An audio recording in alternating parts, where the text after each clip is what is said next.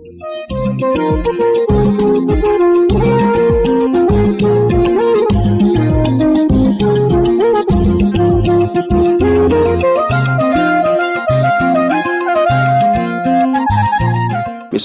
assalamu alaikum, barkanmu da wannan lokaci da kasancewa a cikin wannan sabon shiri mai taken daga hukumar tattara kudaden shiga ta jihar Jigawa.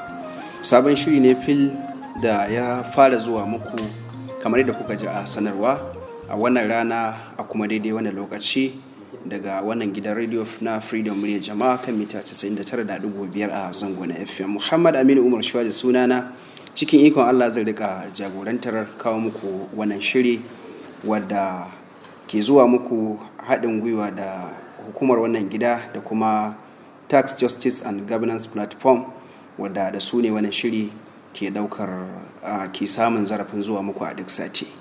Manufar shirin kamar yadda za ku ji cikin ikon Allah zai rika tattaunawa ne akan batutuwa da suka shafi biyan kuɗaɗen shiga ga gwamnati ta yadda ayyuka za su ci gaba da zuwa kamar dai da insha Allah tattaunawa za ta zo. Kasancewar yau ne rana ta farko da shirin zai fara zuwa muku, muka gayyaci shugaban hukumar tattara kudaden shiga na jihar Jigawa kana tafi da Gumel Alhaji Ibrahim Ahmad Muhammad Sani wanda da shine insha Allah zai bude wannan shiri kafin daga bisani kuma wasu baki su rika shigowa domin tattaunawa da su.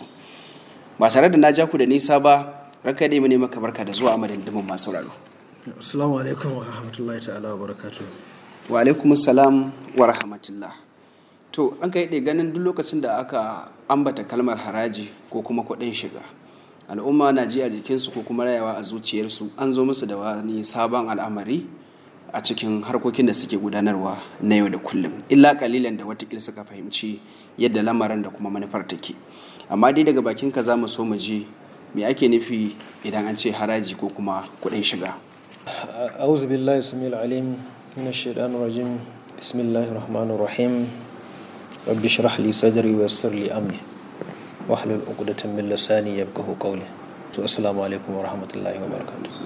Kalma ta haraji kamar yadda take a doka ta sha bambanci da irin yadda mutane wasu suke fassara ta, ko kuma in ce yadda suka samu labarinta a baya. Tunda duk magana da ake ta rashin fahimtar shi kansa ma'anar harajin suna danganta ta da irin abubuwan da suka samu labari ne a baya na jangali da haraji da ake yi. Wani tilastawa da dole da sauransu. Wanda a wancan lokacin kaman can lokacin tura mulkin mallaka ne ma suna takura mutane akan karɓar irin waɗannan abubuwan ta hannun sarakai masu unguwanni daga tai da sauransu. To wannan kalmar ta biyo baya ya sa mutane yanzu ba su gama fahimtar, sai suke ɗaukan wannan harajin da gwamnati take sa shi ma daidai yake da irin wancan wanda ko kana da shi ko baka da shi dole sai ka je ka nemo. To ba haka bane ba. Wannan haraji da ake magana yanzu an yi shi ne a bisa doka, kuma dokan nan an zauna an tsara ta. Akwai doka ta ƙasa wadda ake kira da Personal Income Tax Act Peter, wadda ita ce ta fito da abubuwa na haraji da kuma adadin abin da mutum zai biya a matsayin haraji da kuma suwaye ma za su karɓi harajin da kuma menene ma ma'anar harajin kansa. A yadda ita wannan doka ta fassara haraji kamar wani adadi ne na kuɗi da ake sawa ga wasu mutane wanda adadin kuɗinsu ya kai wani wata kima da ya kamata su biya. Ko kuma kamfani wanda shi ma wato akwai adadin kuɗin da sai ya kai za ka biya harajin wannan. Ko kuma abin da ya rabu dai kashi-kashi yana da faɗi da yawa.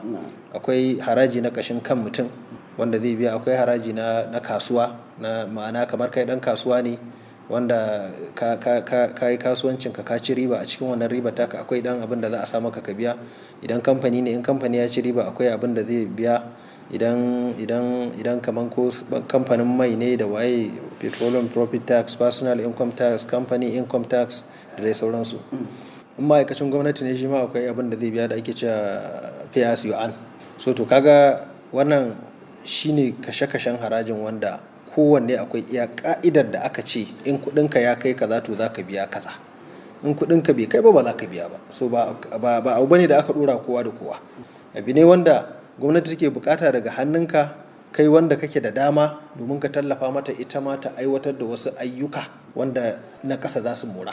So a takaice dai kusan shi haraji kawai doka ce ta ba da dama aka ɗora shi akan wasu mutane da wasu kamfanonuwa wadda wannan abin da za su bayar shi kuma in ya zuwa gwamnati za ta hada da abin da take da shi domin ta gudanarwa da al'umma ayyukan ci gaba na ƙasa.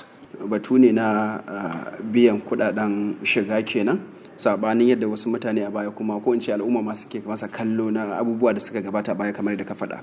To ranka dai ganin wani abubuwa karba ake, su waye suke zuwa karba din nan, ko in ce ta ya ake karɓar su waɗannan kudade? To alhamdulillah, wannan kusan duk lokacin da aka zo taro nakan yi bayani domin mutane su fahimci yadda shi harajin yake da kuma yadda ya rabu. Ma'ana kaga akwai bangaren da gwamnatin tarayya ce take karba, wanda gwamnatin jiha ba ruwanta da wannan. Akwai bangaren da na gwamnatin jiha ne, wanda gwamnatin tarayya ba ruwanta da wannan. Akwai bangaren da yake na karamar hukuma ne, wanda ita ma gwamnatin jiha ba ruwanta da wannan. To amma inda bambancin yake kaman idan ka ɗauko kalmar, duk da su masana akan harajin sosai suna cewa duk ma abin da za ka biya kawai haraji ne. Yawwa, sunansa haraji. Amma mu a fahimtar mu ko kuma a gwari-gwari yadda mutane za su gane, mu muna raba abin kashi biyu. Muna cewa akwai ɓangaren kuɗin shiga, akwai kuma ɓangaren haraji. Ka gane ai? So kuɗin shigan nan yana da bambanci da kuma abin da ake kira harajin. Yawwa. Me bambanci kenan? Yawwa, to yanzu misali kaga akwai abin da ake cewa tax revenue, akwai kuma non-tax revenue, wanda shi wannan tax revenue din wato haraji ne na dole, wanda kaman ita wannan ma'aikata ta tattara kudaden shiga ita take da alhakin karbarsa. Kaga shi wannan shine direct haraji ne kawai, sunansa haraji. Shi kuma kaga yanzu kamar a cikin gwamnatin ma akwai ma'aikatan da suke karbar kudade wanda suke tallafawa gwamnati na samun kudaden shiga, shi kuma kaga ba haraji ake kiransa ba. Misali yanzu bari in baka misali, kaman idan ka dauko kaman censorship board misali, kaga suna bada license irin na yin buɗe gidajen kallo da waye. So kaga wannan kudin shiga ne, amma kaga ba wannan ma'aikatar wacce take da haƙƙin karba. So kaga ba za ka ce masa haraji ba directly. Idan ka ɗauko kaman due process, akwai kuɗaɗe da ake ɗora 'yan kwangila mai wanda zai shiga cikin jerin waɗanda za su karbi suke neman kwangila da waya, akwai ɗan percentage da suke bayarwa. To kaga wannan kuɗaɗe ne na shiga. Idan ka ɗauko irin kaman ma'aikatar ilimi, kaga za ka buɗe makaranta, in za ka yi waye, duk kaga wannan license da za a baka kaga ai sai ka biya. So kaga wannan duk kuɗin shiga ne. In ka ɗauko kamar ta lafiya, za ka yi asibiti, za ka yi waye, to duk wannan license da za a baka da wannan abubuwan da za su caza, wannan kuɗin shiga ne. Amma dai kaga a ka'idance dai haraji ake ce masa, amma yana da bambanci. Ba za ka ce masa tax revenue ba. Tax din shine haraji, revenue din kuma kuɗin shiga.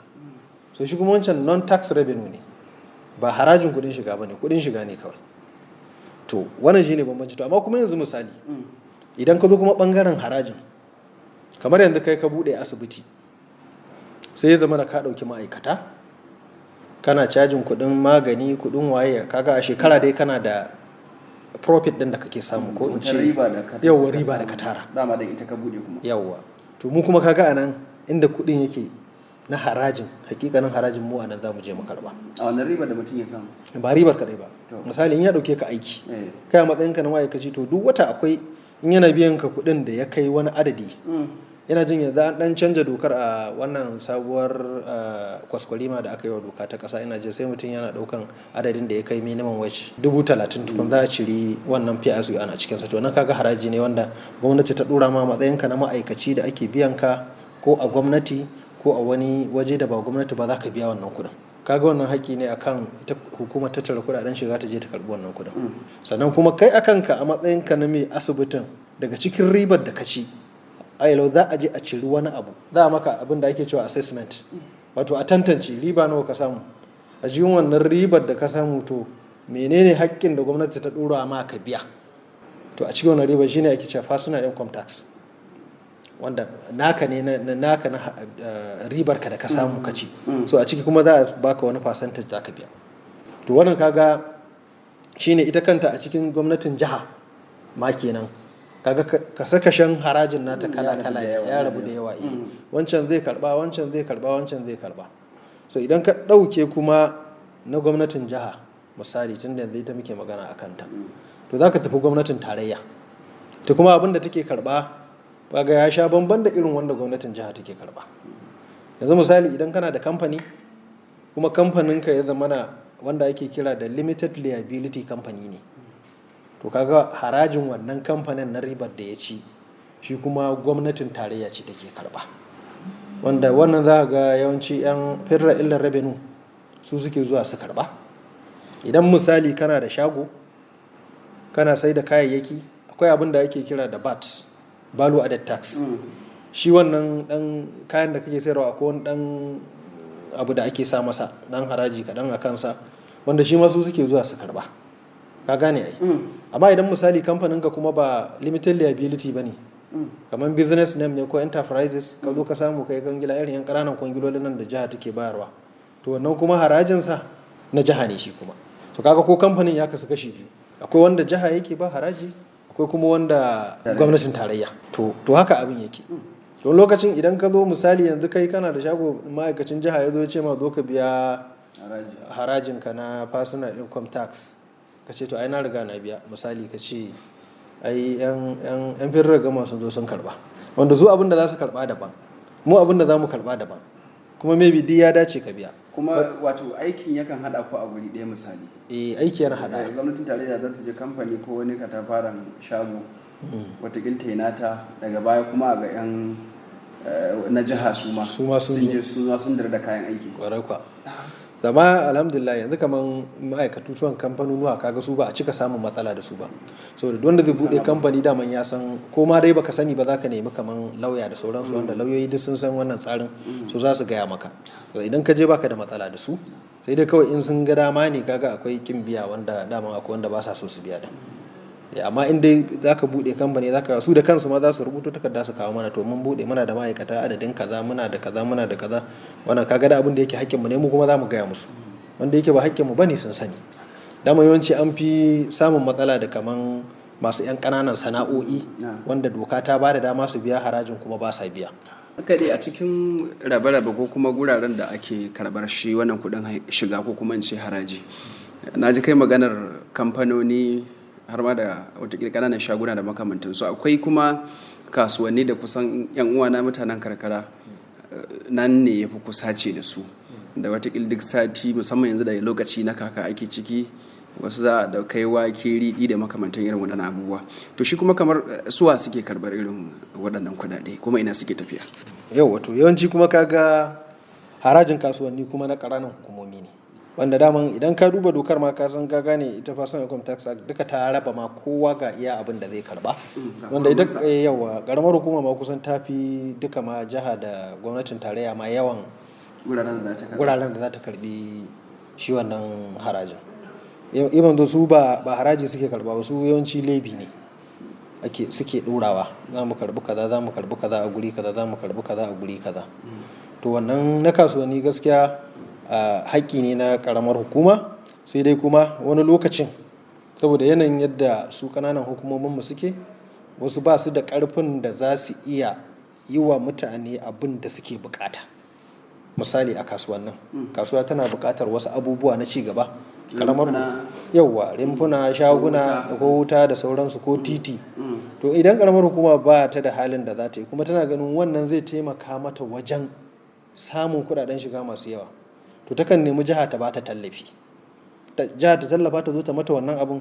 So abubuwan kuma da aka samu na harajin ana yin abin da ake cewa sharing formula, bi ma'ana yawa rarraba, ita jiha tunda ta yi wannan ayyukan ta samu wani abu, ita ma karamar hukuma ta samu wani kaso daga ciki. A yi ko za ta yi ta sadaukar ba misali to nan kuma ya danganta da abin da gwamnati take so in ta ga dama za ta iya yi kyauta don ita wannan lokacin gama din ta ci gaba da samun kuɗaɗen shiga in ta ga dama kuma za ta yi agreement da ke karɓar wani percentage amma dai a doka idan har gwamnatin jiha ta yi aiki to ita ma tana da wani kaso daga ciki saboda abin da ta yi ita ma ta sa kuɗaɗen ta ne kamar kasuwanci ne ai to sai kuma magana da kai kamar ta irin dabobi da ake dauka da kayan abinci da waye to yawa to wannan ma kaga akwai inda jiha take shigo a ciki wannan idan mota ta zo za ta dauka ka gane ko wannan dan kuɗi da ake karba na loading da uploading da sauransu to jiha tana karbar wannan harajin a bangaren karamar hukuma ka gane akwai doka ta bata dama ta karbi wannan sannan ko su kansu irin kamar motoci sun zo za su fita da sauransu akwai takardu da ake ba su na stika da kayan sun sauke za su biya yawa wasu kuma zuwa suka dauka yawa to wannan dan kudin shi ma akwai wanda ita local government take karba karamar hukuma akwai wanda jiha take karba so jiha tana shiga cikin wannan bangaren so amma in ka dauke wannan kuma duk sauran abubuwa na karamar hukuma ne lokacin da aka ce mutane sun kai ga biyan waɗannan abubuwa kukan koyaushe ko kuma abinda mutane suke da dufin kai shine shin yana tafiya inda ake so ya tafi ko kuma a'a bai tafi ba ya mutane za su yi wajen tabbatar da cewa abinda suka bayar ya tafi inda suke nufin ya tafi to alhamdulillah daman ita harkar haraji wasu zaka ga ba sa son biyan kudin harajin bane ba amma tsoronsu idan ka biya kudin zai je inda ya kamata so in ka tabbatar da cewa in ka ba da kuɗin nan ba zai je inda ake bukata ba to ana shan wahala kafin a karbi kuɗi a hannun mutane amma idan gwamnati ta fito da tsari wanda yake tabbatarwa da cewa wannan kuɗin idan na biya zai je inda ya dace to ba wanda zai ji shayin ya biya saboda ya san in ya biya zai je inda ya dace kuma za a yi abin da ya dace da shi misali kaga kaman shi karɓar harajin nan wannan ma'aikatar ce ta ke da haƙƙin karɓarsa na shi kamar tax revenue da sauransu wanda kuma wasu revenue sun kaga na gama wasu ma'aikatan ne suke zuwa su karba to amma akwai tsari da ake fitowa da shi misali wanda kamar anan din an fara kamar akwai abin da ake cewa automation misali komai zai koma ta harkar internet online abubuwa wannan sabbin kafofin sadarwa na zamani za a je da POS ma'aikata za su je wanda tabbas daga waɗannan ma'aikatan suke ba wanda za su yi shigar burtu ba ka zo kawai ana samu mana in ka fahimci kaman wata yar kasuwa haka ma'aikatanmu ba su fiye zuwa ba za ka iya zuwa ka yi ba saja a matsayin ka yi ma ma'aikacin ka yi ID card ma na ƙarya da sauransu amma an shiga hannu kuma wannan kuma doka sai ta aiki a kai to kaga yanzu kamar wannan hanya ce mafi sauki da idan mutum ya biya kuɗi inda ya shiga ta wannan POS din to za ga shi kansa kuɗin mu da muke nan office za mu gani lokacin da aka sa za mu ga adadin abin da aka sa za a bashi receipt sannan kuma idan an ɗauko kuɗin nan akwai abin da ake cewa treasury single account wanda ita gwamnati ta fito da shi asusun bai daya su duk abin da aka tara can ake zuwa akai to kaga wannan hanyoyi ne da ake tattoshe zirarewar kuɗaɗen ito amma kai wata magana da watakil akwai buƙatar mutane su fahimta cewa kamar batun sojan gona ɗin nan wani ba lallai ma zai iya gane wannan ma'aikacin karɓar kuɗin shiga ko haraji ba ne ba kawai in na sa riga ta na je kasuwa ta zan iya zuwa mika hannu a kawo haraji da ya mutane za su gane mutanen ku misali idan ka ɗauka za ka ga akwai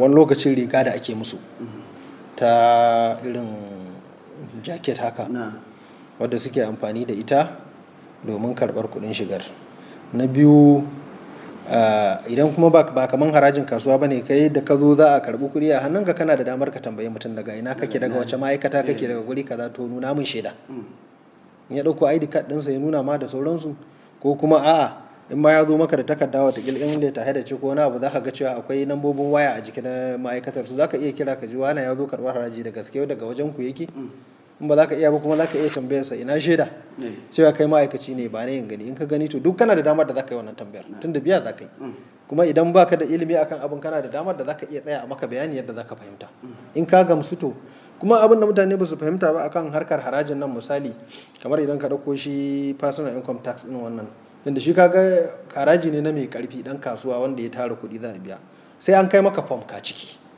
abin da ake kira assessment form shi wannan form din kai zaka faɗa da kanka ga irin kasuwancin da kake ga adres ɗin gurin da kake kasuwa, ga adadin abin da kake samu a shekara. So akan wannan za a maka assessment ka biya kuɗi. Sannan idan ma in ka yi ƙarya akan abin da ka faɗa muka gano cewa ka yi ƙarya, doka ta ba mu dama mu zo mu sake maka wannan assessment ɗin mu yi maka na gaskiya ka biya. Da sake ɗaukar ƙididdigar. Idan kuma gaskiya da gaskiya ka faɗa, su kuma ma'aikatanmu suka ƙara maka domin su takura maka biya da yawa, to kana da damar kuma da za ka kawo ƙara ma'aikatar cewa kai baka yarda da abin da aka yi maka ba, so da haka a sake a maka abu na gaskiya da gaskiya. To kaga ba za a tare kowa ya zama mara gaskiya ba, dole idan daga ƙasa ka taho sama, to dole za a duba kokenka a gani idan an maka rashin adalci a dawo a maka adalci. In ma ka riga ka biya kuɗin, akwai hanyar da ake bi za a dawo maka da kayanka, a ɗauki daidai abin da doka ta ce a bayar. Ƙarshe idan aka ce mutane sun biya, da na ga lokacin ya taho ƙarshe, me mutane za su tsammata idan aka ce sun biya haraji da kudaden su kenan? Kamar yadda su masana haraji suke magana, babu wata ƙasa ko wata al'umma da za ta ci gaba a rayuwa ba tare da ana biyan haraji ba. Domin harajin nan a shari'a kamar tsari ne, duk da yana da bambanci da na addini, kamar wadda addini ya zo da shi na biyan zakka. Ta zakkar wannan masu ƙarfi ne suke biya domin a tallafawa marasa ƙarfi, kar su ji raɗaɗin cewa wane yana da dukiya baya taimaka mu. To shi ma wannan haraji kamar haka yake, ba a karɓa a wajen mara ƙarfi. Kaga an karɓi haraji a wajen mai ƙarfi ake karɓa. Shi kuma wannan mai ƙarfin idan ya bayar, ya sani cewa ba wai ya bayar bane kawai za a cinye kuɗi a wannan kuɗin da su gwamnati take amfani da abubuwan da take samu ta wasu hanyoyin, take yin abubuwan da kai kanka da ka biya kake amfana, na ƙasa ma yake amfana. Misali, za a yi maka tituna, za a gina maka makarantu, za a yi maka asibitoci, za a ba da magunguna, za a yi gashi nan dai ayyukan da duk kake gani gwamnati tana yi. To gaskiya da irin waɗannan kuɗaɗen ake tattara, ake haɗa ake. Wani lokacin shi kansa albashin ma sai an haɗo da irin waɗannan kuɗaɗen ake samu ake biya, za kamar ga ma'aikata kenan.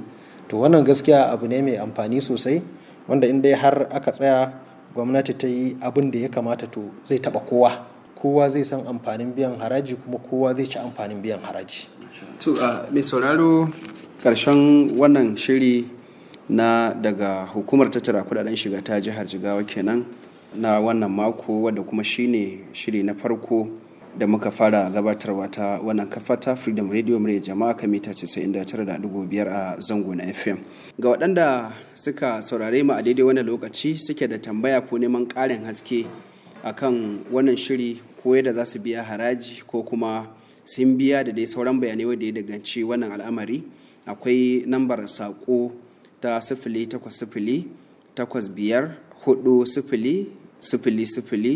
08085400040, wato 08085400040. Rubutaccen saƙo ta hanyar WhatsApp ko kuma haka saƙo na karta kwana, za a turo da saƙon tambaya mai ma'ana, suna da gari dangane da wannan batu da muke na biyan kudaden shiga. Za a rubuto cikakken suna da adireshi da kuma tambaya mai ma'ana. Insha Allah za mu amsa muku a shirinmu na gaba. Kamar da na faɗa,